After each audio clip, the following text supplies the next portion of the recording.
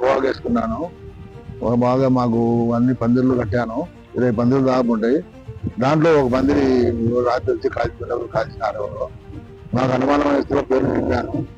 దాని గురించి మళ్ళీ పోలీసు వాళ్ళు పెట్టేసేది న్యాయం చేయాల్సి కోరుతున్నాను. ఎంఆర్ఓ పోలీసు అందరూ న్యాయం చేయాలని కోరుతున్నాను.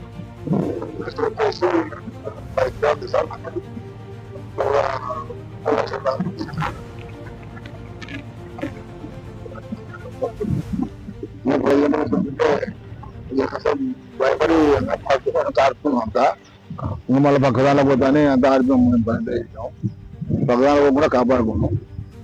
అది సార్.